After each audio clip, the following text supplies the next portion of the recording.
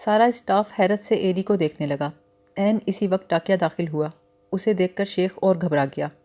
کیا کوئی تار ہے میرے نام؟ نہیں جناب، الیاس آصفی کے نام ہے۔ ایلی نے تار کھول کے پڑھا۔ شیخ نے پوچھا خیریت ہے؟ ایلی نے جواب دیا والد صاحب نے مجھے ملتان بلوایا ہے، لکھا ہے مسٹر معروف تم سے ملنا چاہتے ہیں۔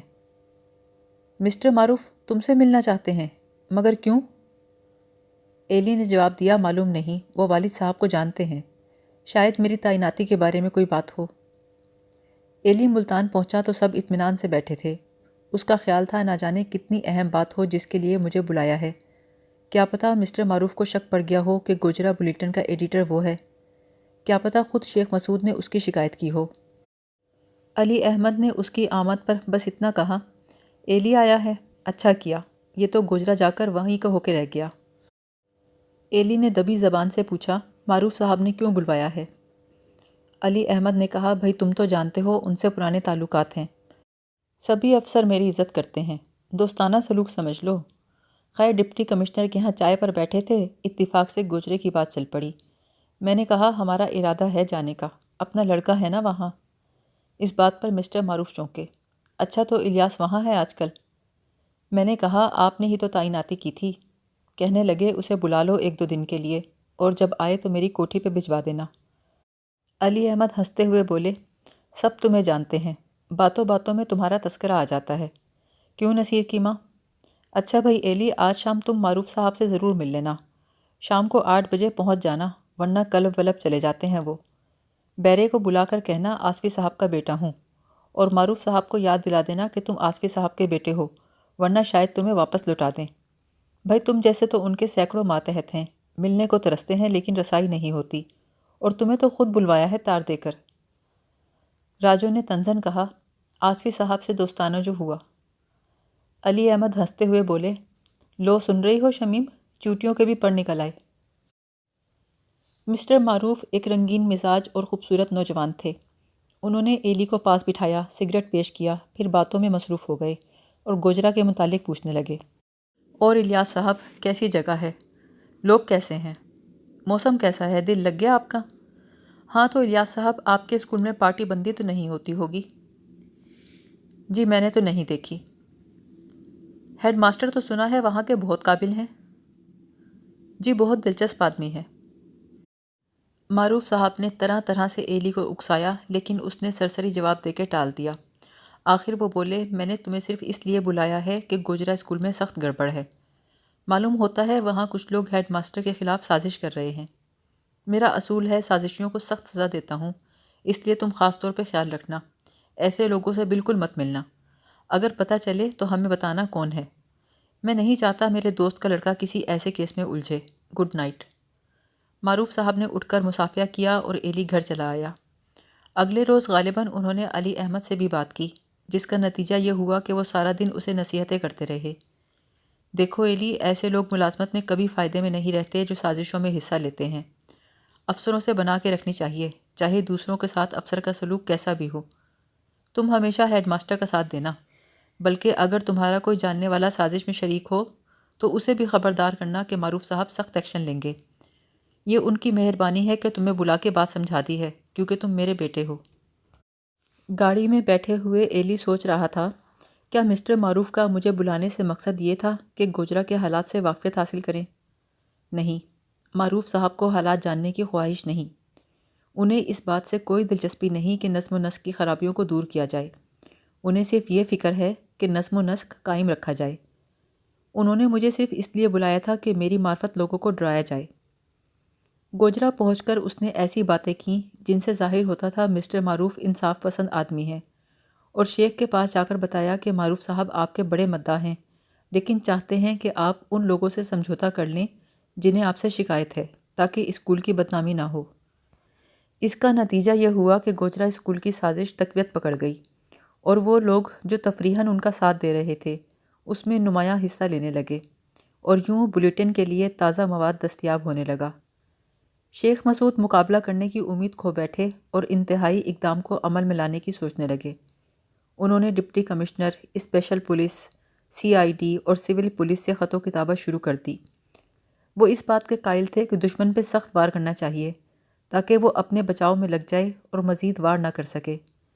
پھر ایک روز جب وہ سب مل کر نئی اسکیم پر بحث کر رہے تھے تو شبیر کا بھانجا جاوا کمرے میں داخل ہوا۔ کیا بات ہے، کیا مجھے بلایا ہے؟ شبیر نے پوچھا۔ جی نہیں۔ تو پھر؟ پیغام بھیجا ہے۔ کیا پیغام بھیجا ہے؟ انہوں نے کہا ہے اگر خان صاحب اس گھر میں داخل ہوئے تو میں شیخ کے گھر جا کر ساری بات بتا دوں گی۔ کیا؟ سب کے منہ کھلے رہ گئے۔ شبیر بولا وہ بڑی ضدی عورت ہے، تم اس سے واقف نہیں، وہ کر گزرے گی، اسے تم سب سے نفرت ہے۔ افضل بولا پھر تو یہاں نہ آیا کر۔ شبیر کی بیوی کو باز رکھنے کی صرف ایک ہی صورت تھی کہ شبیر کو وہاں آنے سے منع کر دیا جائے، لیکن شبیر نے انکار کر دیا۔ یار میں مجبور ہوں، یہاں آئے بغیر رہ نہیں سکتا۔ شبیر کی بیوی کو ہر اس مکان سے نفرت تھی جس میں عورت نہیں رہتی تھی۔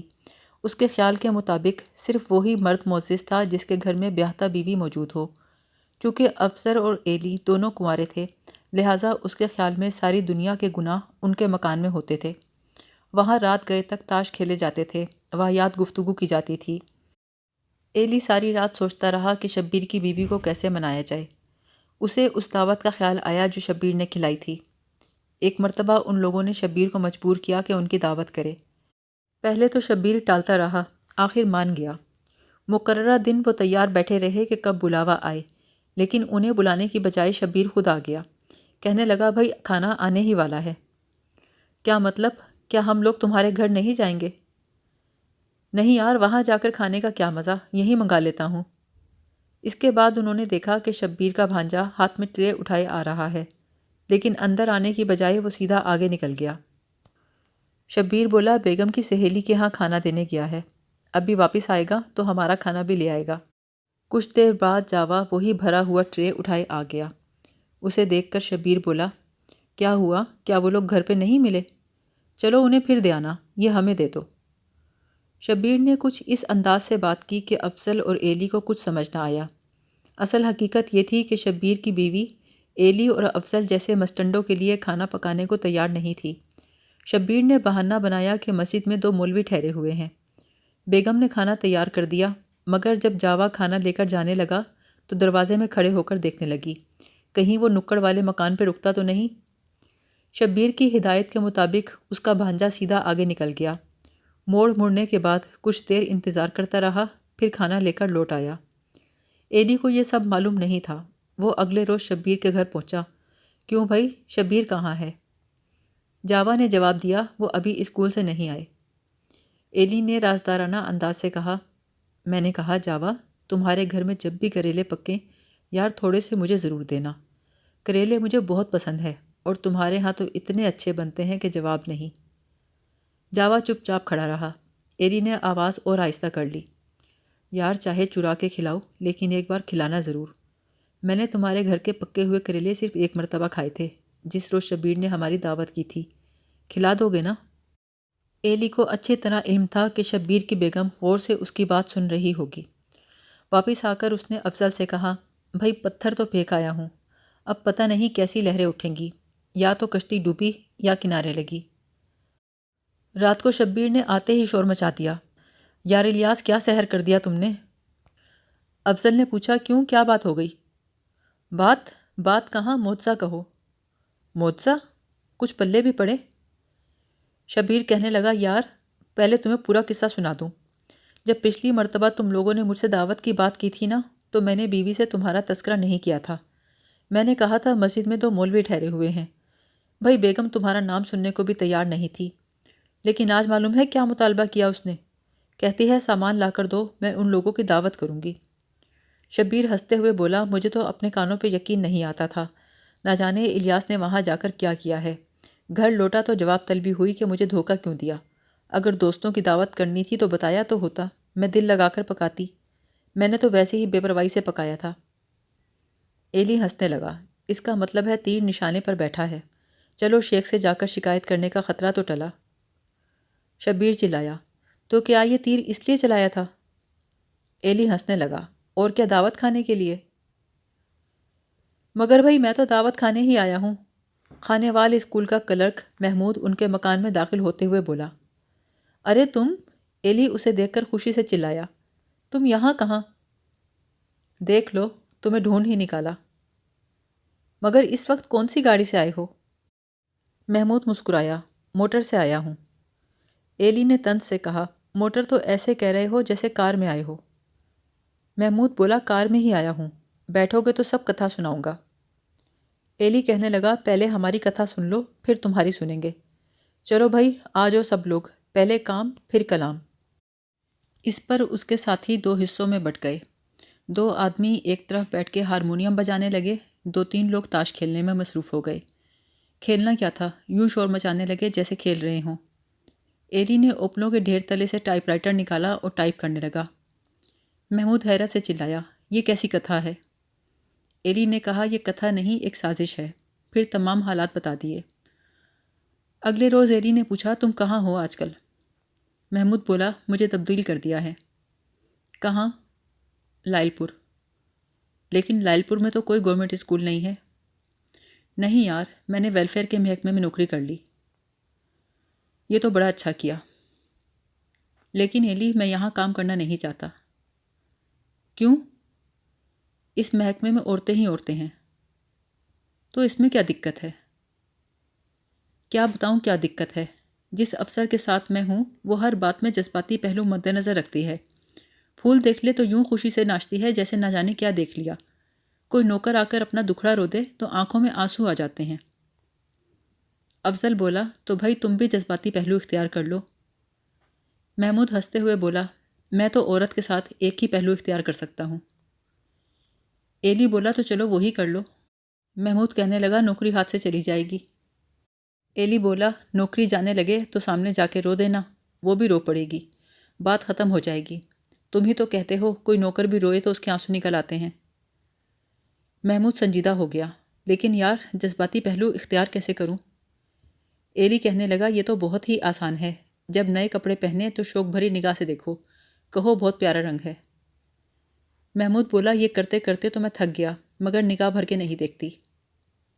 کیوں، کیا بہت خوبصورت ہے؟ نہیں، خوبصورت تو نہیں ہے، لیکن میم ہے۔ میم؟ ایلی حیرت سے اچھل کے بیٹھ گیا۔ محمود بولا، اور جو دیسی ہوتی تو کیا تم سے آ کر پوچھتا؟ کار میں کیسے آئے تم؟ اسی کی کار ہے۔ تو کیا اس نے اپنی کار تمہیں دے دی یہاں آنے کے لیے؟ نہیں، خود پہنچانے آئی تھی۔ کیا؟ خود؟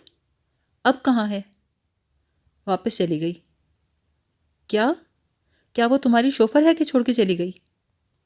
محمود نے کندھے اچکا دیے۔ ایلی بولا، لو، اور تم پوچھ رہے ہو کہ کیا کروں؟ واہ بھائی، یہاں جو آتا ہے ہم کو ہی بیوقوف بناتا ہے۔ محمود بولا، یقین کرو میں تو خود بیوقوف بنا ہوا ہوں، مجھے کچھ سمجھ نہیں آتا، لگتا ہے الف لیلا کی دنیا میں جی رہا ہوں۔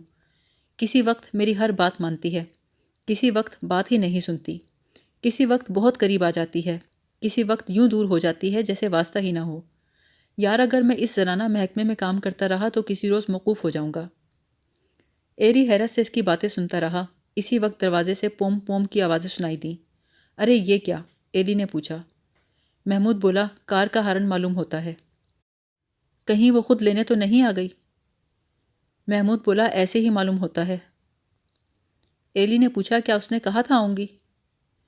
نہیں، اس نے کہا تھا بس ایک روز رہ کر چلے آنا، اور آج مجھے آئے 2 روز ہو چکے۔ ایلی بولا، پھر تو یقیناً وہی ہوگی۔ محمود اٹھ کے باہر گیا، چند ساتھ میں واپس آیا، بولا، یار وہی ہے، کہتی ہے تم وعدے کے مطابق نہیں پہنچے تو تمہیں لینے آ گئی۔ محمود نے اپنی چیزیں سوٹ کیس میں رکھنی شروع کر دیں۔ اس کے جانے کے بعد ایلی اسکول گیا تو شیخ کے تیور بدلے بدلے سے تھے۔ کہیے آصفی صاحب، بڑے مصروف معلوم ہوتے ہیں آج کل۔ شیخ کی بات میں طنز بھرا ہوا تھا۔ ایلی نے جواب دیا، جی ہاں، بہت ہی مصروفیت ہے۔ شیخ بولا، عجیب مصروفیت ہے، آدھی آدھی رات تک گھر میں باجے بجتے ہیں۔ ایلی نے کہا، جی ہاں، وہ تو بجتے ہی ہیں۔ شیخ بولا، بڑی خوشیاں منائی جا رہی ہیں، دشمن پہ وار ہو رہے ہوں تو خوشی تو ہوتی ہی ہے۔ ایلی الٹا بگڑ گیا، اگر آپ اس بات پہ مصر ہیں کہ میں آپ کو دشمن سمجھتا ہوں تو ایسا ہی صحیح۔ دراصل ایلی چاہتا تھا کسی بہانے شیخ ناراض ہو جائے تاکہ اسے اس دو رخی سے نجات حاصل ہو، لیکن شیخ پہ الٹا اثر ہوا، اس نے یکسر رویہ بدل لیا۔ اچھا آصفی صاحب، ذرا آئیے تو صحیح۔ ایلی بولا، اس وقت مجھے فرصت نہیں۔ ایلی کے رویے کو دیکھ کر شیخ نے اس کے ساتھیوں کو بلوا لیا۔ ان سے کہنے لگا، بھائی آصفی سے میری صلح کرا دو۔ وہ سب مل کر ایلی کو مجبور کرنے لگے۔ پھر یہ قافلہ شیخ کے گھر پہنچا۔ وہاں پہنچ کر ایلی نے بھری محفل میں کہا، بھائی مجھے شیخ صاحب سے کوئی شکایت نہیں، صرف اس بات کا رنج ہے کہ مجھ پہ شک کرتے ہیں۔ ان میں اتنی جرت نہیں کہ صاف منہ پہ کہیں، صاف بات کرنے کی بجائے عورتوں کی طرح تانے دیتے ہیں۔ یہ سن کر شیخ قسمیں کھانے لگا، خدا کی قسم مجھے آصفی پر شک نہیں ہے۔ شیخ کی بات سن کر چودھری نے شور مچا دیا۔ الیاس کہتا ہے کہ مجھے کوئی شکایت نہیں ہے، شیخ کہتا ہے کہ اسے آصفی پہ کوئی شک نہیں ہے۔ لو بھائی صلح ہو گئی۔ اب آصفی اور شیخ بغل گیر ہو جائیں۔ اٹھو آصفی۔ شبیر نے آہستہ سے کہا، مٹھائی تو منگانی چاہیے۔ شیخ نے مٹھائی منگائی، پھر سب مٹھائی کھاتے کہکہے لگاتے ایلی کے گھر چل پڑے۔ وہاں جاتے ہی باجے بجنے شروع ہو گئے، تاش کی بازیاں لگ گئیں۔ پھر اوپلوں کے انبار کے نیچے سے ٹائپ رائٹر نکالا گیا اور چودھری کہکہا مار کے کہنے لگا، لو بھائی آصفی، 8 دن کے بعد شیخ سے پھر بگڑ جانا۔ یار تمہارا کیا جائے گا، ہمیں مٹھائی مل جائے گی۔ ان کو نیا شغل مل گیا تھا، یہ لڑائی اور صلح کا ڈرامہ اور اس کے بعد مٹھائی۔ دوسری طرف انہوں نے بیگم شبیر کے پکوانوں کی تعریفیں کر کر کے اسے رام کر لیا تھا۔ اب وہ بار بار ان کی دعوت کرتی اور وہ اس کے گھر جا کے کھانا کھاتے، اور کھانے کے دوران بڑے اہتمام سے اس کے پکانے کی تعریفیں کرتے جاتے۔ شبیر زیر لب کہتا، کم بختو بس کرو، میرا دیوالیہ نکالنے پر ادھار کھائے بیٹھے ہو، ابے خبیثوں، کیوں اس نیک بخت کو دھوکہ دے رہے ہو؟ لیکن دل ہی دل میں خوش تھا، اب بیگم اس پہ پابندیاں عائد نہیں کر رہی تھی۔ ایلی نے محسوس کیا کہ خالی تعریفیں دیر پا ثابت نہیں ہو سکتی جب تک ان بنیادی باتوں کے متعلق بات نہ چھیڑی جائے جن کی بنا پر بیگم شبیر کو ان کے خلاف شکایت تھی۔ ایک روز ایلی نے بڑی سنجیدگی سے کہا، شبیر، اپنی بیگم کو میرا ایک پیغام پہنچا دو۔ شبیر گھبرا کے بولا، یار اس نیک بخت کو اتنا بھی دکھ نہ کرو۔ ایلی بولا، نہیں یار، یہ خالی کریلے زیادہ دیر نہیں چلیں گے۔ اس نے شبیر کو منا لیا۔ شبیر نے ایلی کی ہدایت کے مطابق اپنی بیگم کو پیغام دے دیا۔ میں نے کہا ایک کام کر دو تو بڑی مہربانی ہوگی، کام ثواب کا ہے۔ کیا کام ہے؟ یہ جو الیاس ہے نا، اس کی خواہش ہے اس کی کسی اچھی شریف لڑکی سے شادی ہو جائے۔ بیگم غصے سے بولی، تو پھر کرتا کیوں نہیں؟